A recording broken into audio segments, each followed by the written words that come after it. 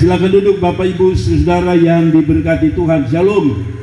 Shalom Saudara, saya ingin bawa kita pagi hari ini memilih tema yang khusus untuk saudara dan saya, yaitu jalan hidup orang benar. Saudara, pagi hari ini saya ketika saya bangun jam 4 pagi tadi dan saya coba ingat-ingat firman Tuhan yang benar-benar saya ingin sampaikan kepada saudara pagi hari ini, dan saya mendapati tema jalan hidup orang benar. Mazmur pasal yang ke-1 ayat yang ke-1. Saudara, setiap kita yang sudah baca Mazmur pasti tahu. Mazmur 1 ayat yang ke-1.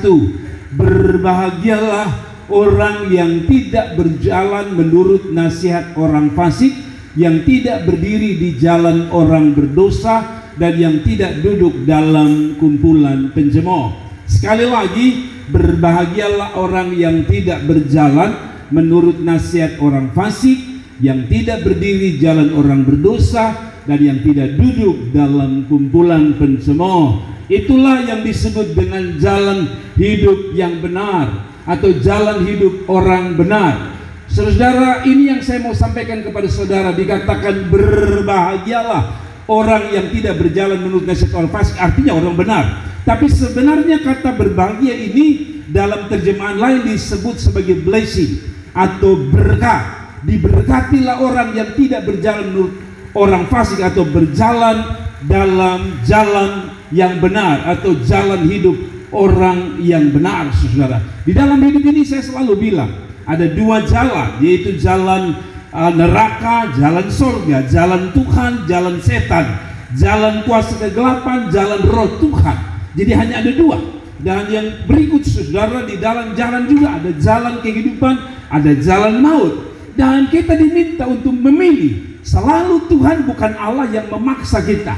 Dia selalu membuat pilihan di dalam hidup kita yang disebut sebagai pilihan bebas, ya. Free will, dalam bahasa Inggrisnya disebut free will, kehendak bebas. Anda mau pilih maut atau hidup. Tetapi pagi hari ini saya berharap saudara dapat memilih jalan hidup orang benar. Nah, saudara, memang jadi orang benar tidak gampang, ya.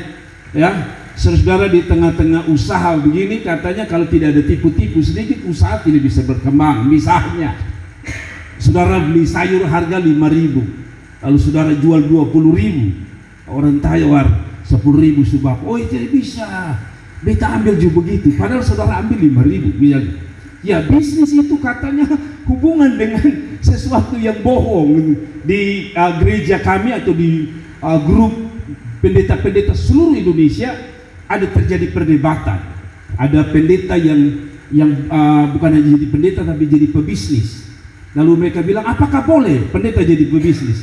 Lalu ada yang mengatakan, bisnis itu kan hubungan dengan pembohong. Jadi tidak mungkin lah kalau pendeta sekaligus pebisnis. Nah, lalu ada yang sentil bilang begini, kalau begitu Bapak punya jemaat yang kasih perpuluhan semua pembohong. Saya rasa tidak juga. Ada orang yang takut Tuhan. Ada amin. Nah, lalu ada orang bilang begini, kalau begitu, kalau bisnis itu bohong, berarti Bapak pendeta juga terima perpuluhan bohong. Tapi maksud saya begini, saya tidak ada hubungannya dengan itu. Ada yang mengatakan sebenarnya tidak salah, bisnis pendeta berbisnis juga tidak salah. Karena Paulus juga bikin tenda katanya, lalu dapat makan dari situ. Nah, tapi apapun itu, maksud saya begini, setiap kita bisa memilih untuk benar atau salah, tergantung daripada kita. Ada juga pendeta yang salah, ambil jalan yang salah. Ada pebisnis yang ambil jalan benar. Ada yang pimpinan proyek, tapi ambil jalan yang benar. Kalau begitu, pilihan untuk jalan di jalan benar ini adalah pilihan untuk setiap kita. Nah, masalahnya, mengapa harus pilihan jalan orang benar? Mengapa kita harus pilih jalan benar? Ini persoalan. Sudah susah. Tadi dia bilang, aduh Bapak, kalau tidak senggol sedikit, maka kita tidak bisa hidup di zaman ini. Tapi begini, maksud saya gini, kalau benar-benar saudara dan saya setuju untuk kita hidup benar, kira-kira apa ciri, apa yang kita dapatkan, atau apa pola, atau apa yang dapat kita nikmati sebagai orang benar, ketika kita memilih di jalan hidup yang benar. Saya mau sampaikan saudara 3 hal, karena sore hari kita akan ada berkati 2 pasang pengantin. Jadi sore jam 4 ya, biasa kita jam 5, sebentar jam 4. Karena itu saya mau siapkan juga sore, karena itu saya hanya mau sampaikan dengan cepat jalan hidup orang benar. Yang pertama, tipe dari jalan hidup orang benar adalah jalan orang benar makin hari makin terang. Sekali lagi, kalau kita bilang kita hidup benar, makin hari makin terang, bukan makin hari makin gelap. Ya kan? Saya lihat ada beberapa orang di Kupang ini yang saya pun kawan atau teman kuliah. Saya pun teman kuliah saat dulu waktu kita kuliah, kita sama-sama hitam. Saya tahu persis kita sama hitam. Tapi heran, saya lihat hari-hari ini dia putih. Saya tidak tahu obat apa yang masuk di dia. Maksudnya itu teman pendeta saya, terang. Dia sudah ke Cina. Saya pikir-pikir, ya kalau glowing tidak apa-apa. Tapi ini beda jauh dengan waktu saya kuliah dengan dia. Apa dia minum kapur putih ya? Tetapi maksud saya begini, manusia saja secara fisik itu makin hari makin terang. Ibu-ibu ini lihat nih, Senin sampai Sabtu dong gelap, dong muka berminyak semua. Tapi lihat, kalau dong semua datang gereja, dong mau datang pesta, pasti terang-terang semua. Entah FIFA naik di kepala kah. Tetapi maksud saya begini, secara jasmani kita rindu kalau bisa muncul terang-terang. Laki-laki juga gitu. Kalau dong pilih istri itu dong mau yang glowing, yang dong mau neon yang menyala. Dong bisa dipikir bahwa kalau istri jadi neon, lalu PLN dapat untung apa? Tetapi maksud saya adalah setiap manusia kita rindu supaya lebih terang. Nah, mari saudara, Amsal 4 ayat 18 bilang begini, tetapi jalan orang benar itu apa? Seperti cahaya fajar yang kian bertambah terang sampai rembang tengah hari.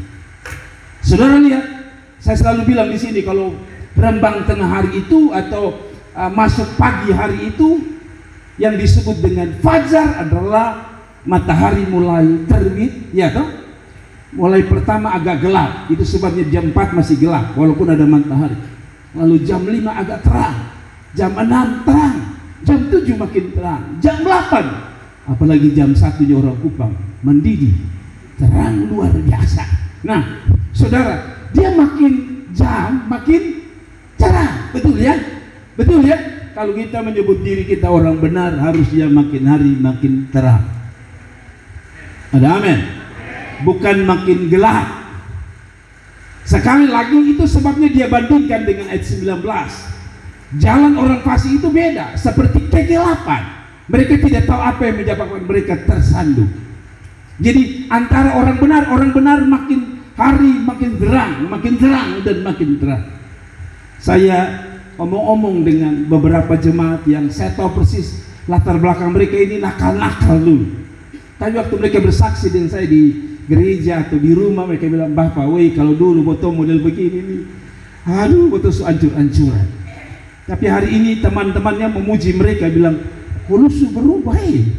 Saya sudah bilang jalan hidup orang benar tidak sempurna, tapi makin hari makin terang. Yang setuju katakan amin. Makin hari makin terang. Kita memang sedang belajar dalam proses untuk makin hari makin terang. Tetapi kalau saudara orang benar, tipenya makin hari makin terang. Saya pikir bukan hanya rohani, saya meyakini ayat ini juga saya imani dalam perkara-perkara berkat. Makin hari hidupmu makin penuh dengan kemuliaan Tuhan. Ada amin. Saudara, itu janji Tuhan. Itu sebabnya kenapa harus pilih jalan benar. Karena ciri khas orang benar adalah makin hari makin terang, makin benar, dan yang paling penting makin penuh dengan kemuliaan. Ada amin. Saudara, saya bersyukur bahwa kita diajar Tuhan untuk ada di jalan orang benar. Makin hari makin terang. Kalau saya boleh tambah kata masa depan, orang benar itu bukan hanya hidupnya makin hari makin terang, makin memberkati orang, tapi saya meyakini makin hari makin terang masa depannya. Hari ini orang belum anggap siapa saudara. Hari ini mungkin orang anggap remeh siapa saudara. Hari ini mungkin saudara dilihat sebelah mata oleh orang lain. Tapi percayalah, selama engkau ada di jalan yang benar, makin hari makin terang masa depanmu. Kasih tepuk tangan untuk Tuhan. Saudara, karena itu pilihlah jalan yang benar. Yang kedua, ciri khas yang kedua, apabila dia jatuh tidak sampai tergeletak, alias kalaupun dia jatuh, dia segera bangun kembali. Orang benar itu tidak bebas dari yang namanya kegagalan. Daud juga gagal, betul? Simpson, tokoh Alkitab, jatuh, gagal. Adam dan Hawa jatuh, saudara. Tapi orang benar beda. Dia jatuh, pertama tidak tergeletak, tapi yang kedua saya bilang, dia jatuh, dia sadar, dan dia harus bangun. Orang benar bukan tanpa kegagalan. Itu hanya orang sempurna, dan tidak ada orang sempurna di dunia ini. Tapi kita disebut pilih jalan benar. Dan orang yang pilih jalan benar, dia tidak mau tinggal dalam kegagalan. Sekali lagi, itu tidak berarti bahwa Anda tidak gagal. Saya masih bisa gagal, anak-anak saya bisa gagal, Anda bisa gagal, siapapun bisa gagal. Tapi orang benar selalu memilih segera bangkit dari kegagalan. Kalau hari ini engkau jatuh dalam dosa, Allah tidak pernah membiarkan dan membuang saudara. Asalkan saudara bilang, Tuhan, saya mau jadi benar, karena itu saya mau bangkit. Ada. Kalau itu berhubungan dengan perkara-perkara jasmani, kalau saudara punya usaha bisnis hari ini gagal jatuh, bilang, Tuhan, saya percaya bisnisku jatuh hari ini, tapi tidak tergeletak. Aku akan bangkit untuk berusaha kembali, berusaha lagi dan berusaha lagi. Jadi orang benar itu prinsipnya atau sifatnya tidak mudah frustrasi. Dia bilang, dia jatuh tapi tidak tergeletak. Kita saja secara fisik, ya, biar kita jatuh, kita tabrakan di jalan, misalnya bawa motor tiba-tiba jatuh. Waktu saudara jatuh, ya, saya tanya saudara, apakah saudara tetap tidur? Sudah jatuh sekali. Saya belum pernah lihat opa-opa yang mau berdiri saja susah, dia jatuh dari motor, dia bangun. Pertama, kenapa dia bangun? Karena dia tahu dia masih hidup. Tapi yang kedua, dia tahu kalau dia tidak bangun tadi dengan motor, truk yang tunggu dia. Jadi dia harus bangun cepat. Saya ingat dulu ada seorang yang paksa bangun karena dia pikir dia normal. Waktu dia injak kakinya, ternyata kakinya patah. Jadi waktu dia injak, dia pikir dia bisa berdiri, kakinya itu patah, jadi tulang keringnya itu menusuk dagingnya. Nah, saya pernah lihat itu waktu saya tugas di Alor dulu, pulang naik ferry, kami berikutan dengan orang ini. Tiba-tiba dia tabrakan di depan di antara Bolok dan angkatan laut, ada tikungan tajam itu.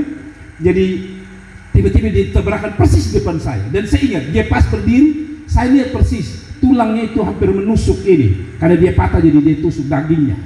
Nah, dan situ saya melihat bahwa orang yang lumpuh saja dia berusaha, tidak boleh di situ. Karena Anda jatuh di pesta, lalu jatuh dalam lumpur, lalu saudara kepleset, lalu saudara biasa basah-basah satu kali, tak usah bangun lagi. Setiap orang yang namanya jatuh ada naluri untuk bangkit. Nah, itu sebabnya kelebihan orang benar sekali lagi bukan tanpa kegagalan, tapi dia sadar dia gagal, dia bilang saya harus bangkit. Nah, itu sebabnya kalau setan bilang, engkau sudah berdosa, engkau tidak layak, bilang sama setan, tidak, saya orang benar. Orang benar bukan berarti tanpa kesalahan, tapi menyadari kesalahan dan mau bangkit kembali. Tadi saya bilang tuh, saudara-saudara, dalam hidup ini kan kita berkompetisi, kita berlomba dalam bisnis, usaha, pekerjaan, cari masa depan. Kadang-kadang kita berada di titik frustrasi karena kita merasa kita sudah jatuh. Dibanding teman-teman punya usaha, rasanya saya usaha sudah jatuh. Tapi saya mau bilang saudara, orang benar sekali lagi tidak beda dengan orang dunia, dia juga gagal. tapi dia mau bangkit. Dia mau bangkit, dia mau berdiri lagi. Jadi kalau saudara-saudara ada di tempat ini, secara rohani saudara jatuh, bilang sama Tuhan, saya tidak akan tinggal, saya akan bangkit. Dan yang kedua, kalau itu berhubungan dengan hal-hal fisik, hal-hal jasmani, jangan pernah kenal putus asa. Karena orang yang hidup benar tidak kenal kata putus asa. Kenapa tidak pernah kenal putus asa? Karena Bapa di surga juga tidak kenal putus asa. Saudara, Yesus tidak pernah putus asa di dalam perjalanan hidupnya. Nah, saya baru saja mendengar seorang yang baru saja mengalami bebas dari maut. Kebetulan saya diundang khotbah syukuran orang menikah, dan di syukuran itu ada anak mantunya ini jadi saya jadi bapak saksinya dia, jadi itu anak saksinya.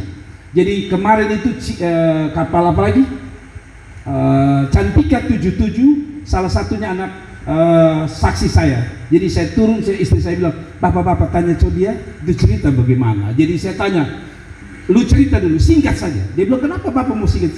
Singkat, kita mau ibadah. Lalu dia cerita begini, jadi waktu dia naik kapal, Tuhan itu baik ya, untuk orang benar itu luar biasa. Jadi waktu dia tidur, tiba-tiba AC ini dingin, jadi dia enak gitu. Tapi tiba-tiba panas. Waktu dia ngomong gitu, saya bilang, wih, Tuhan itu baik.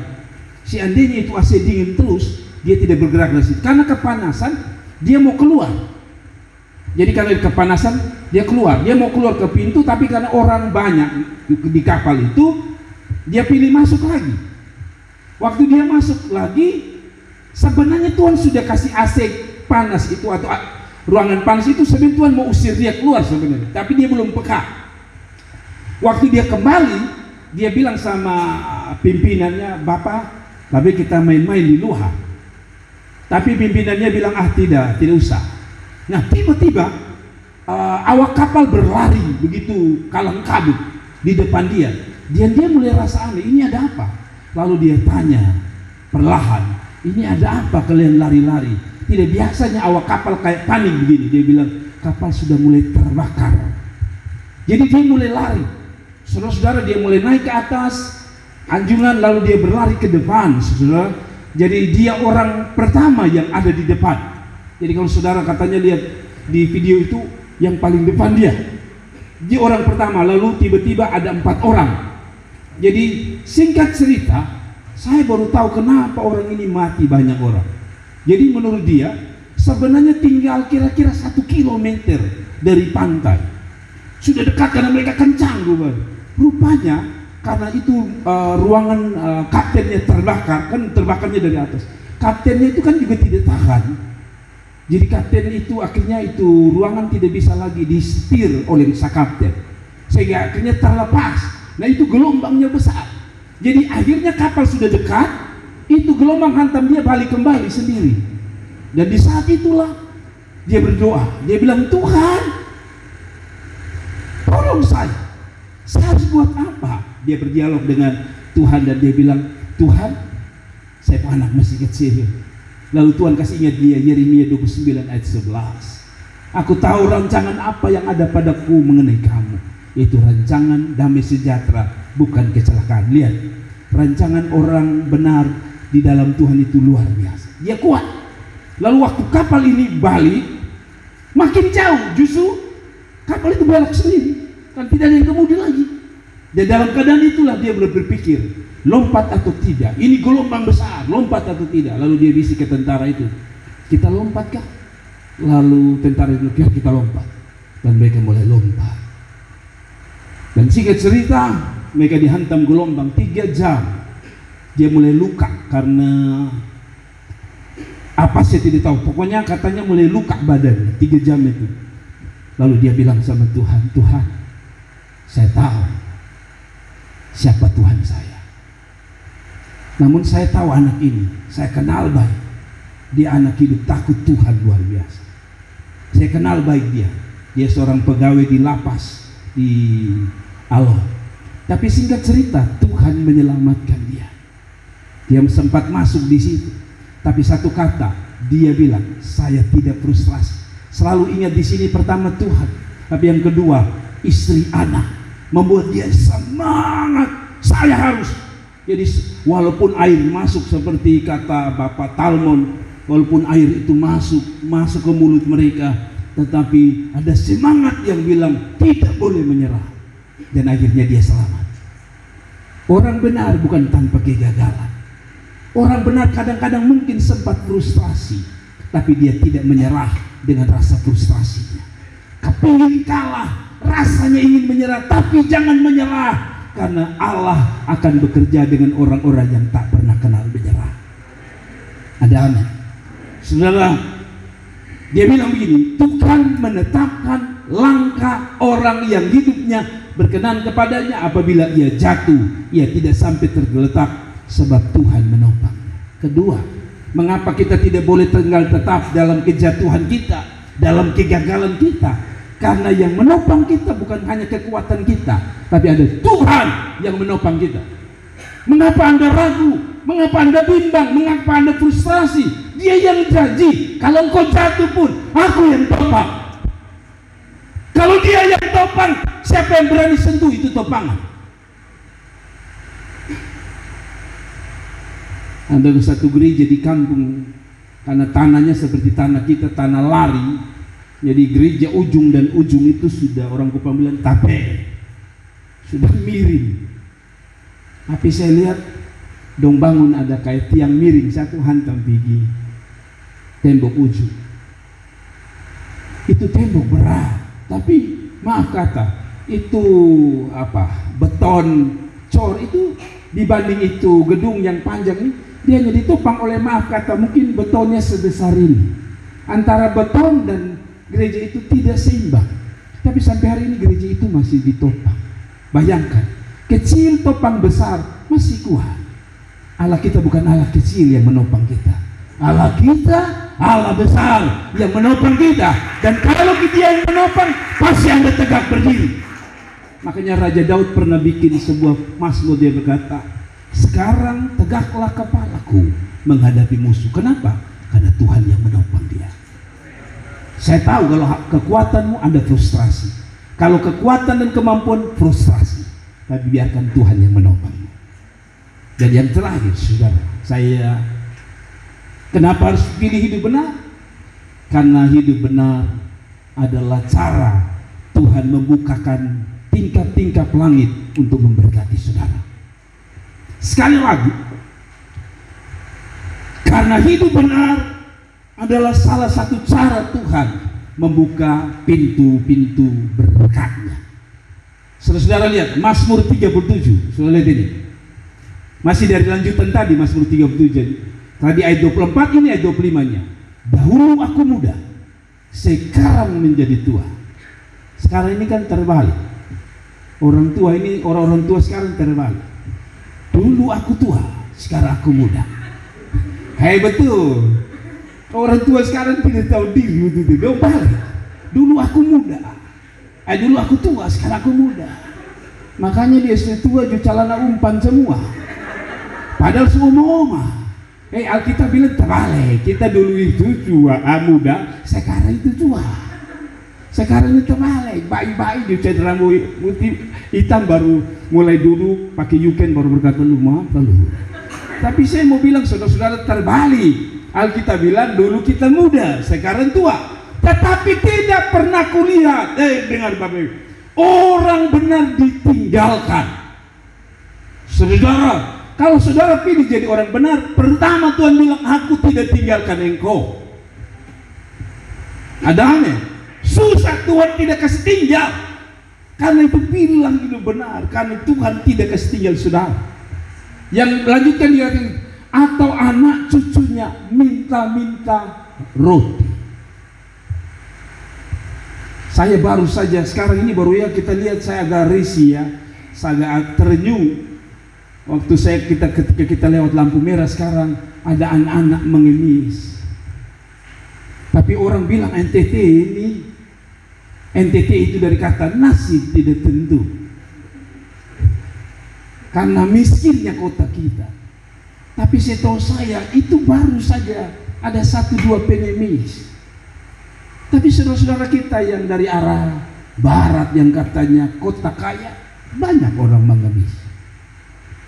Kita ini susah-susah, tapi jarang ada pengemis di jalan. Ini membuktikan benar. Kalau engkau pilih hidup benar, dia bilang, anak cucumu tidak jadi pengemis. Alias mereka pasti diberkati Tuhan. Ada amin. Mungkin tidak sekaya orang konglomerat, tapi minimal saya percaya Tuhan pelihara anak-anakmu. Saya percaya Tuhan akan pelihara kita.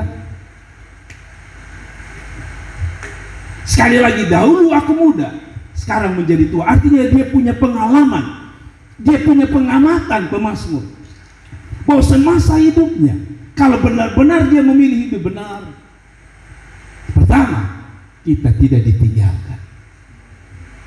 Selama kita hidup benar, kita tidak ditinggalkan. Tapi perasaan ditinggalkan itu kadang-kadang kan muncul. Doa-doa belum sembuh, kita bilang, baik Tuhan suka tinggal sampai. Cek baik-baik, selama Anda hidup benar, bukan dia lepaskan saudara. Kadang-kadang dia uji kesabaran kita di dalam menunggu waktu Tuhan. Tapi yang saya suka adalah ini. Tetapi tidak pernah kulihat orang benar ditinggalkan atau anak cucunya meminta roti. Ada amin. Saudara dengar baik-baik. Hari-hari ini katanya, sekali lagi, semua orang sudah ramal 2023 hidup susah luar biasa. Tapi Anda percayalah, selama Anda hidup benar, pilih jalan hidup benar, dia bilang, tak usah takut 2023. Jangankan 2023, 2040 kah, 2050 kah, selama Anda pilih jalan hidup benar, dia bilang, dia tidak tinggalkan. Kedua, dia selalu menyediakan berkah. Tidak selalu mungkin limpah, tapi saya percaya cukup. Ada amin. Jadi kalau ada di sini yang mau kawin, tapi pikir-pikir, kasih makan orang tua anak apa? Kasih makan makanan tuh. Dari mana Bapak? Tidak tahu, tapi saya percaya Alkitab yang bilang, bukan saya yang bilang. Burung di udara, burung pipit yang tak ada harganya saja dia pelihara. Anda lebih dari burung pipit. Burung pipit tidak pernah kenal komputer. Burung pipit tidak pernah hidup dari online, walaupun dia terbang di udara, tetapi Tuhan pelihara. Kita manusia ini lebih dari burung pipit, tapi kita pun kekhawatiran burung pipit menang kita. Saudara dengar baik-baik, kita ini katanya diciptakan segambar dan serupa dengan Tuhan, tapi kita pun kekhawatiran kalah dari burung pipit. Burung pipit tidak ada harga, tapi dia pun iman lebih kuat. Dia yakin dia terbang itu pasti ada yang punasi jatuh, kan dia tahu malam itu ada keluarga yang makan makanan basi, dia pasti buang. Dan burung itu tahu ini keluarga biasa buang makanan pagi hari, ada nasi goreng lebe di sana. Saya kadang-kadang tuh pikir, ini burung dari mana? Dia tahu kita buang nasi di situ. Dan kira-kira 1 jam kita cek coba, tidak ada. Saya yakin tidak ada orang yang pergi ku jilat-jilat dia. Ada satu, pasti itu burung. Pertanyaan saya, dari mana dia dapat sinyal? Dia meyakini bahwa saya terbang pasti ketemu makan. Ada anak orang muda, yakinlah saya terbang kemana-mana hari ini sendiri, tapi besok saya tahu saya ketemu di mana dia berada. Ada amin. Iya, itu Alkitab bilang, tidak pernah anak cucunya meminta-minta roti. Saya pinjam ya kesaksian dari salah satu dua calon pengantin ini. Saya suka dengan mereka dua. Rupanya ini dua keluarga nanti ini, saya yakin mereka pasti hidup. Kenapa pasti hidup? Pertama memang karena mereka masih bernafas. Tapi yang kedua, saya tahu cerita mereka dua ini, apalagi yang bapak-bapak ini pejuang. Ya, Kak Jeffrey, saya tahu dia berjuang sendiri dengan keluarganya. Nah, saya ambil Kak Ajay karena Kak Ajay mau pulang, jadi saya cerita. Menurut dia, waktu dia datang ke kuliah, dia tidak punya apa-apa. Sisi lain dia harus kuliah. Satu waktu saya diberkati, boleh saya pinjam kajian ini cerita. Jadi dia pikir-pikir usaha apa. Lalu dia ambil, karena waktu itu Grab pertama awal-awal di Jawa, dia Grab pertama. Anda bisa bayangkan Grab sekarang saja orang untung, dia ambil Grab. Dan menurutnya dia su makan, dia su minum, dia su beli pulsa, semua selama kurang lebih 2 tahun, 1 tahun lebih, 1 tahun lebih. Uang yang dia sisa di dia pun tangan mau masuk kuliah 20 juta. Jadi waktu dosen tanya dia, lu mau bayar pakai apa? Dia senyum-senyum saja. Malah dia tanya, semua berapa? Jadi dia berarti, woi waktu itu Ali juga sombong juga ya. Semua berapa? Dan dosen pikir apa yang dia bayar setengah, dan dia bayar semua. Saya bangga. Orang-orang begini ini, mereka meyakini bahwa selama kita ada di dalam jalan benar, Tuhan tidak tinggalkan, Tuhan tidak buta, dan Tuhan tidak membiarkan dia melarat. Ada makan, ada aman. Saya kasih kesaksian ya. Beberapa hari yang lalu saya dan istri mau beli beras. Hanya kan hitung ini uang, sayang masih banyak, ada lebih kebutuhan juga tidak kalah penting dengan beras. Tiba-tiba orang telepon begini, Bapak, kabar duka. Ini kabar duka ya? Tidak ada hubungan dengan Jeffrey Duga. Jeffrey duka tapi dia tak pernah berduka. Maksud saya begini, waktu dia telepon begitu, ya kita ucap turut berduka.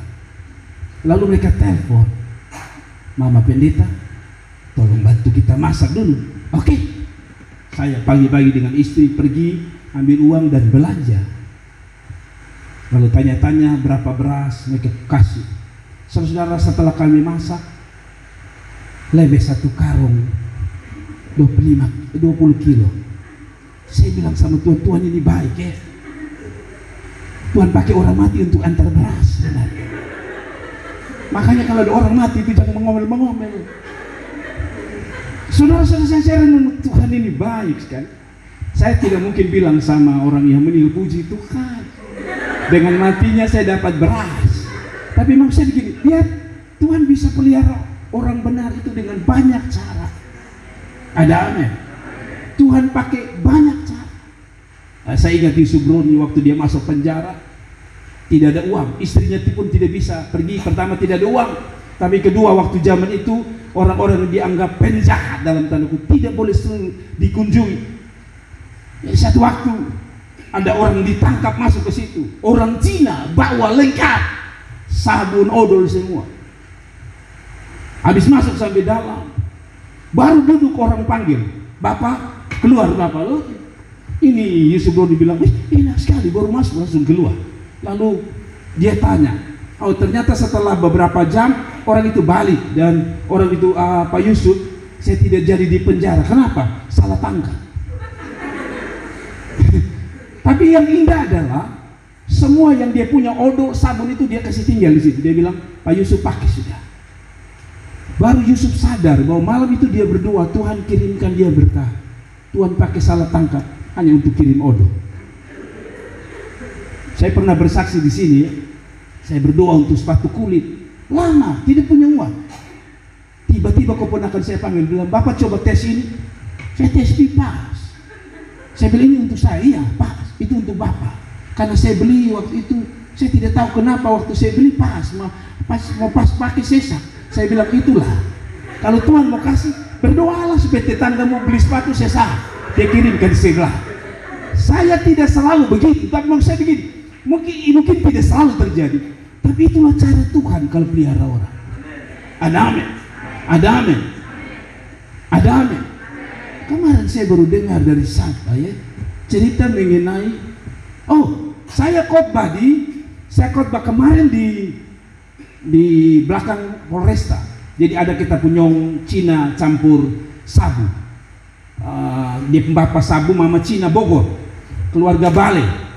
Dia nikah dengan nona Cina Bogor, cantiknya luar biasa. Nah, waktu ditanya, sebenarnya kalian jadi bagaimana?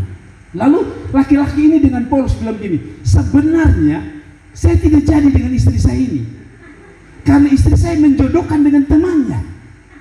Lalu saya bilang sama dia, saya tidak cocok dengan dia, saya kayaknya lebih cocok dengan lu. Jadi sebenarnya istrinya ini jembatan. Tidak tahu dia cor model apa, jembatan itu patah. Dan akhirnya istrinya, dia jadi sama istrinya sekarang. Lihat itu. Jadi kalau ada orang bilang, lu jadi dek itu, lu jadi dek itu, tanya sama dia, jangan sampai lu yang beta jadi dek itu. Seulang-ulang. Nah betul, saya nih suka ketemu beberapa orang, itu istrinya itu jembatannya dia. Asal jangan jembatan lebih yang itu baik. Itu jembatan bunuh diri. Tapi maksud saya begini, saya angkat cerita-cerita ini mau kasih tahu saudara, kalau Tuhan mau kirim berkat itu gampang sekali. Ada amin. Saya bersaksi kapan saat itu, saya pun keluarga satu di Rote itu banjir bawa istri. Itu ada banjir, tidak bukan banjir apa nih? Entah mereka jatuh di perahu di mana kapal itu terapung-apung. Dan sampai di kampung dia bilang tak usah pulang lagi, kita cari jodoh di sini. Dan panggil saya Pusias, saya saudara namanya Sias Adi. Dia dapat salah satu dari orang tergenang terapung-apung. Jadi kalau saudara bergumul setengah mati bilang Tuhan, betul tahu dia terapung dari korban maupun dari kasih dia datang sih. Tapi maksud saya begini, saya kasih tahu saudara yang praktis saja. Bahwa kalau Tuhan mau kasih berkat itu gampang. Ada amin. Ada amin. Nah, jangan sampai banjir di Oibobo, saudara bilang, tunggu lu di sini. Lu dapat tulang patah semua.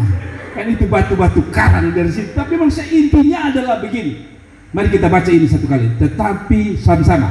Tetapi tidak pernah kulihat orang benar ditinggalkan atau anak cucunya meminta roti. Tuhan memberkati, kasih tepuk tangan untuk Tuhan Yesus. Dan kita bangkit berdiri dan berdoa. Haleluya.